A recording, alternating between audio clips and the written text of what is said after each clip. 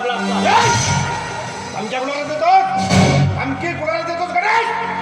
मी जर म्हणत आलं ना तर 5 मिनिटात तुझ्या अख्ख्या कुटुंबाला संपवू शकतो, एवढं लक्षात ठेव. खबरदार खबरदार राजेश्वर पाटील, परत असा विचार जर आपल्या मनातही आणला असता. अरे अरे जर का तू माझ्या परिवाराकडे साधी नजर सुद्धा टाकलीस ना तर जित्त फलकून टाकेन तुला, एवढं मात्र लक्षात ठेव. आणि हो राजेश्वर पाटील, अरे वो जिगर जिगर नहीं जिसमें दम नहीं, वो जिगर जिगर नहीं जिसमें दम नहीं, बदमाश तुम हो तो शरीफ हम भी नहीं. आपल्याशी वाकडं सरळ स्मशानात लाकडं.